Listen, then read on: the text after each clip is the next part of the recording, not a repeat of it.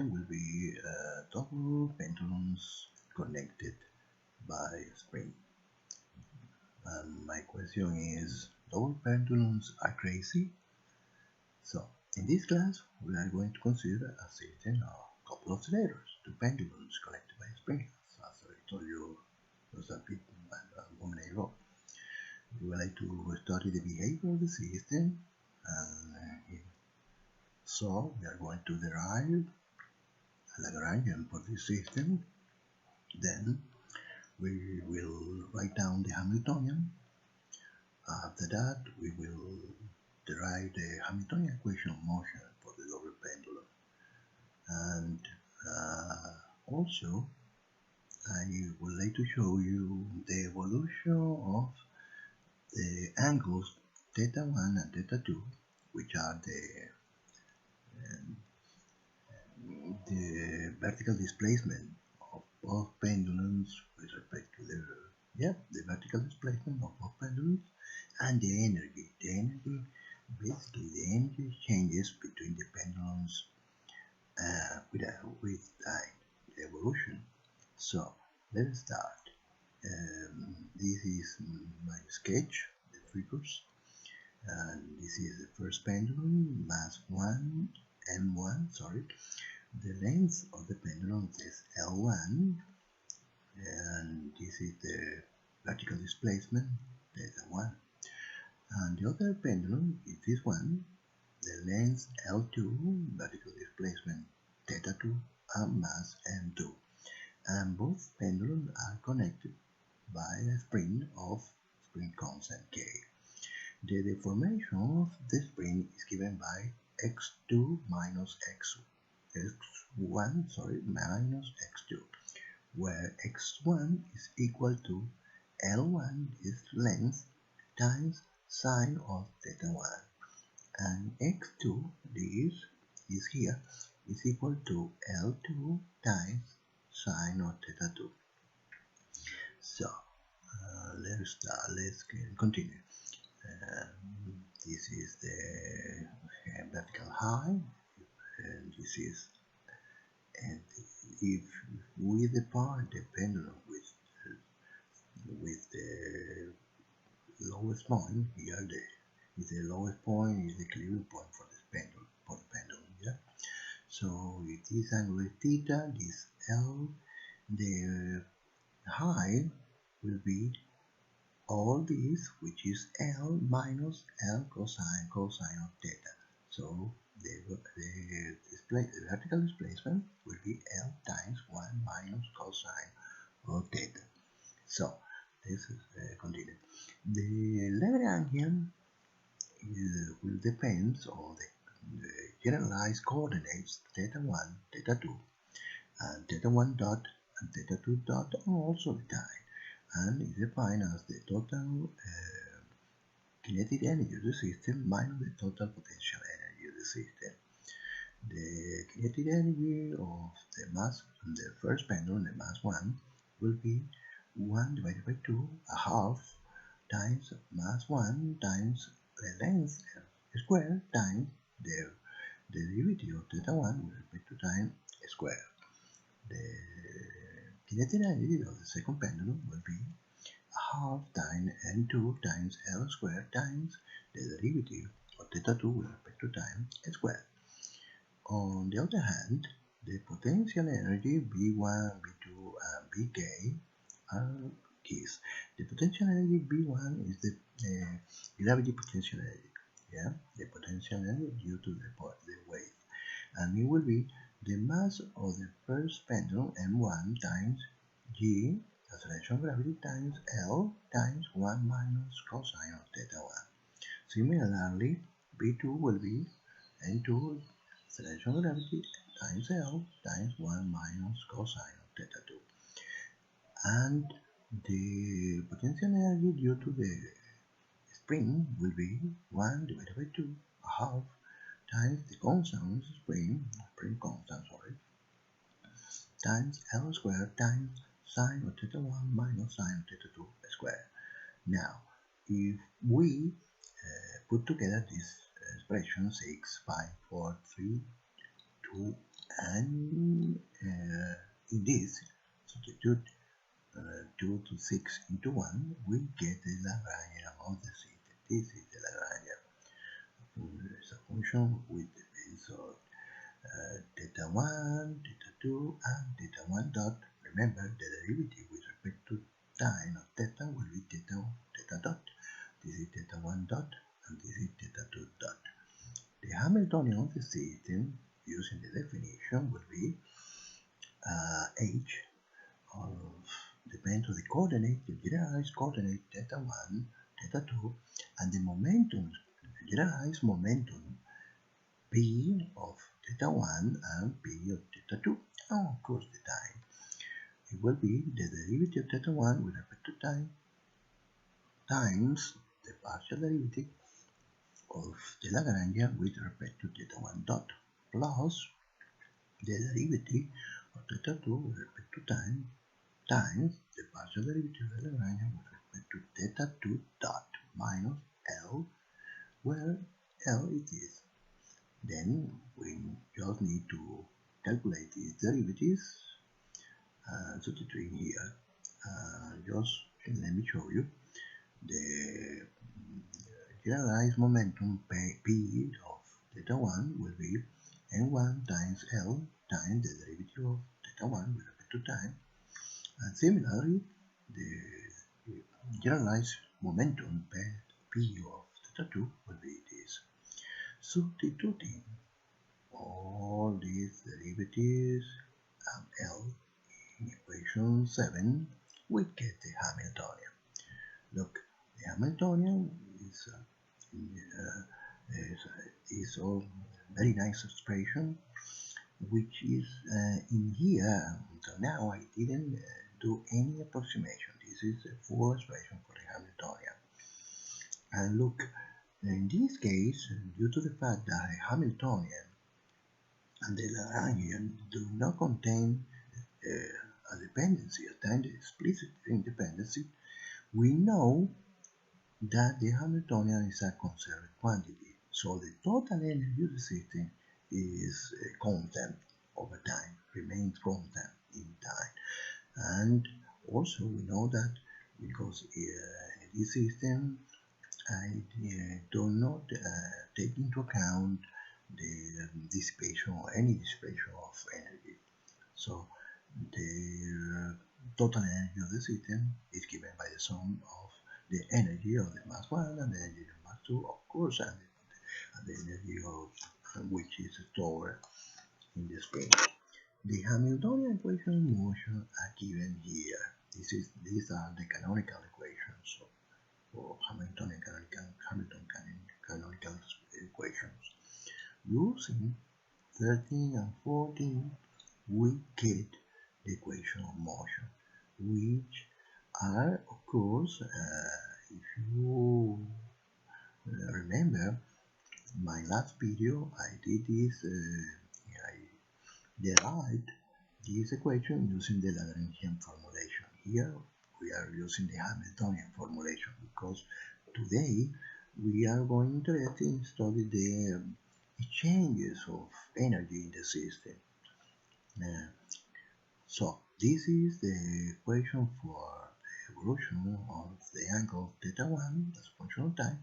It's the second derivative of theta 1 with respect to time squared equal to the gravity, acceleration of gravity divided by L times sine of theta 1 minus k divided by n1 times sine of theta 1 minus sine of theta 2 times cosine of theta 1. And similarly, here is the other equation for theta 2. Look, here this is minus, this is plus. This is a very important difference, symmetric difference here. And the theta 1 evolution of theta 1 depends on the position of theta 2, and the evolution of theta 2 depends on the position of theta 1, the value of theta 1. So this is a system of coupled equations, non-linear coupled equations. In order to do our numerical calculation, I did a useful step, very useful step. I dimensionalized this equation using a dimensional time tau. Tau will be t time divided by capital T, where capital T is the square root of the acceleration gravity divided by L. So, using this dimensionless time, the equations 15 and 16 becomes this.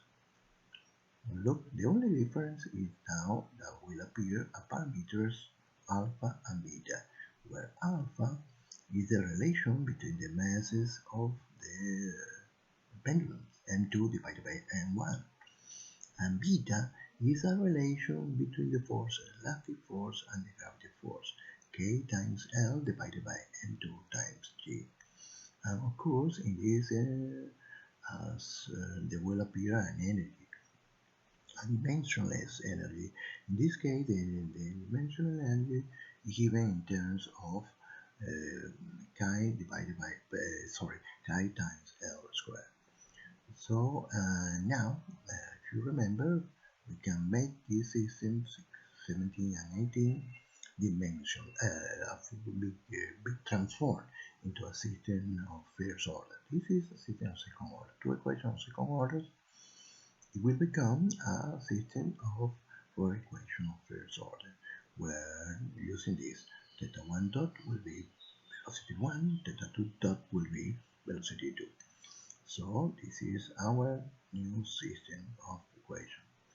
Two equation 19 and two equation 20. Just to show you a little interesting thing is that using this identity, the sign of phi mass, sign of phi plus z, we can transform equation 19 and 20 into these expressions. Yep. Let's move on now to the energy distribution. This is the important step in this problem. This is very important. The total energy of the system can be written as the addition of the energy of the first pendulum, of course, the energy of the second pendulum, and the coupling. The energy of the coupling. The coupling is given by the energy in the spring. So I just recently read a very nice article written by De Souza, Marcus, Caldas, and Viana.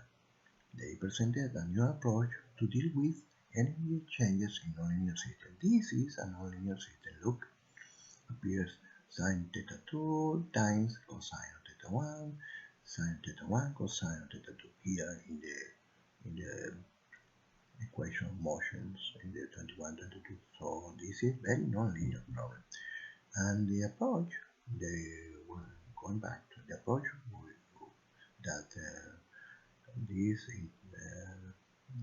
Sousa, Marcus, Calda, and Viana took was to allow to study the energy changes using this method consists in writing the total energy of the system and properly identifying the energy terms for each component, and of course especially their coupling. So in this case, the total energy will be the energy of the first pendulum plus the energy of the second pendulum plus the energy of the coupling. In here, in this case, the energy of the first pendulum will be here, the kinetic energy of the first pendulum plus the potential energy of the first pendulum. The energy of the second pendulum will be the kinetic energy of the first pendulum plus the potential energy of the second pendulum, and the coupling will be the energy in the spring. So let me show you. The expressions can be written in the linear approximation. I did it all the solution in the previous video, so I will skip this and going directly to our numerical solution. This is the evolution. Look, theta 1 as a function of time, and this is theta 2 as a function of time. In the initial condition, this is the first mode of oscillation. Look, if theta 1 is 1, theta 2 is minus 1. If Yep, is theta 1 is minus 1, theta 2 is, I'm sorry, and there are in phase, so there are indistinguishable, because there is the first mode of oscillation, they are indistinguishable, sorry. The initial condition are theta 1 equal theta 2 equal 1, and the velocity of both pendulums are 0. This is the energy of each pendulum will be the same. Okay, here is the energy, the plot of the energies as a function of time. Look, energy is indistinguishable here. The energy of the pendulum for one pendulum, the first pendulum, is equal to the energy of the second pendulum, and the energy in the coupling is 0. In the first mode oscillation, there is no coupling. There is no deformation of the string. This mode oscillation. In the second mode oscillation, look, this in here suggests if this is theta 1 and this is theta 2, they are out of phase here. The initial condition is theta 1 at time equals 0 is 1, theta 2 at time equals 0 minus 1, and the velocity of both pendulums at time equals 0 is 0.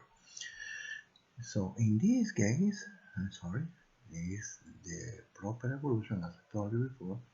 In this case, if theta 1 is equal 1, time equals 0, theta 2 at time equals 0 is minus 1. And the expression is here. Look, let me show you the energy. This is the energy of the first pendulum, the energy of the second, and this is the energy of the coupling.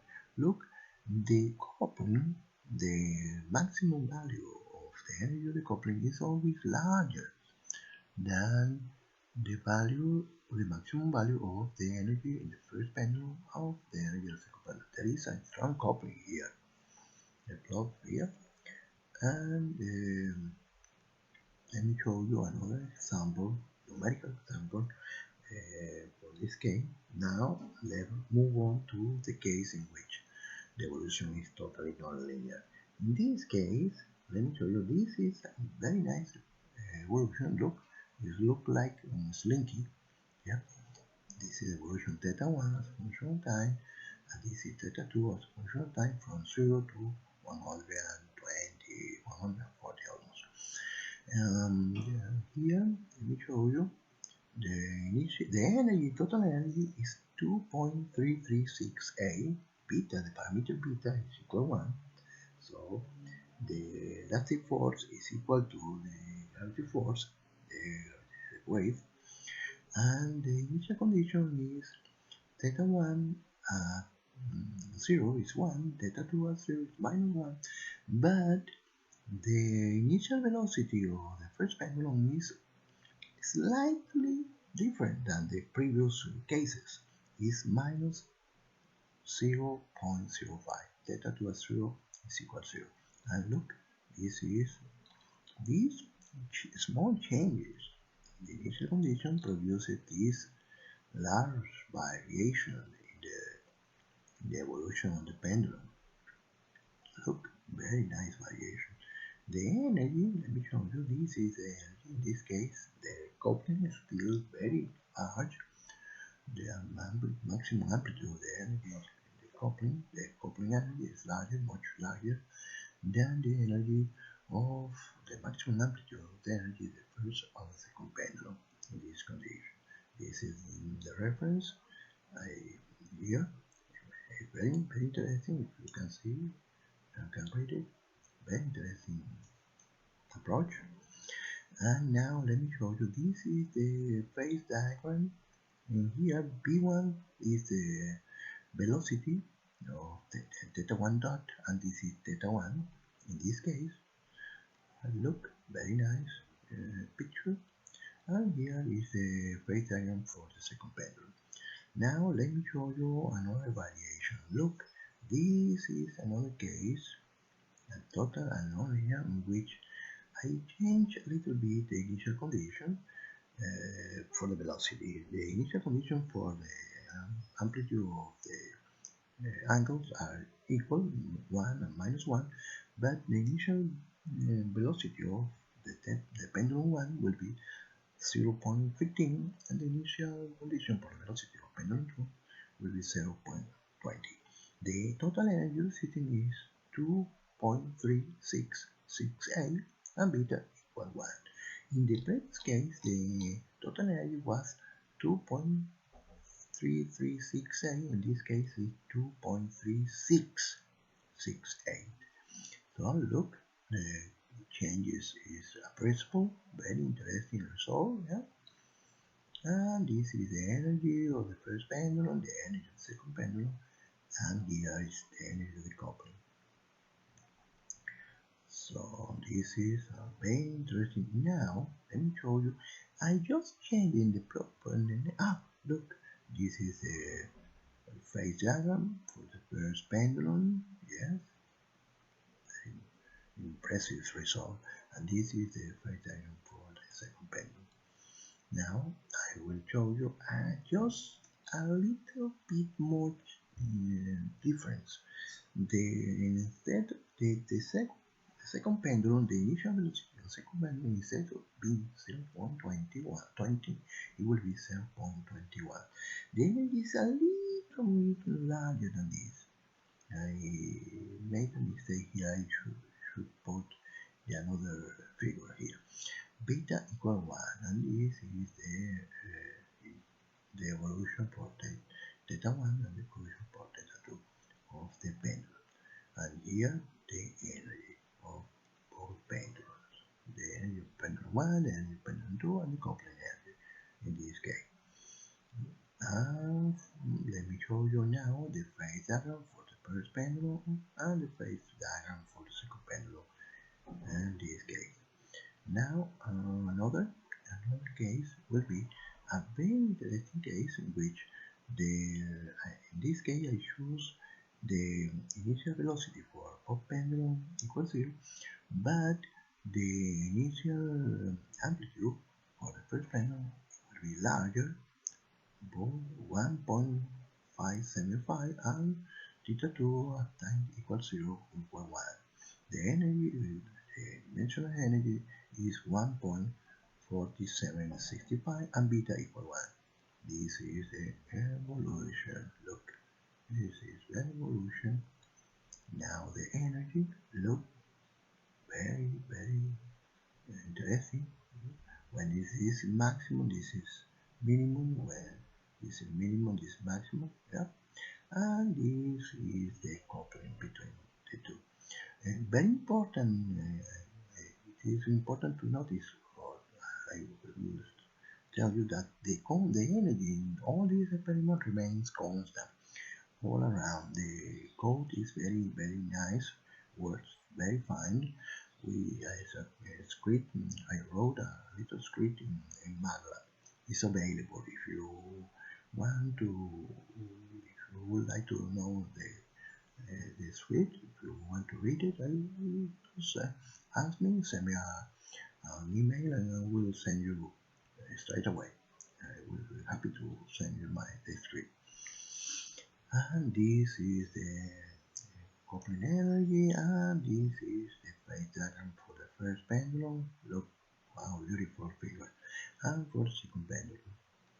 Now, look, in this case, beta equal 1. Let's try to do a little bit change. In this is an interesting case. Look, the revolution as a function of theta 1 and theta 2, but with the same initial condition as previously, but beta, the relation between the force, the elastic force, and the gravity force is equal to 4. That means that the elastic force is 4 times larger than the gravity force of the weight. In this case, the energy is 1.66786, and this is the result evolution of theta 1, theta 2, and look, this is the energy. In this case, look, the energy in this figure is between 0 and 2, yeah, and this is the coupled energy between 0 and 0.5. So The coupling in this case is very little. The coupling is very small. The amplitude, the maximum amplitude of the energy of the coupling is smaller than the maximum amplitude of the energy of the first pendulum and the second pendulum. This is a very interesting result. And this, let me show you. Look, this is really wonderful result. This is the phase diagram for the first pendulum and the second diagram for the second pendulum. Very beautiful result. So this is all I would like to show you today, and I'm really happy to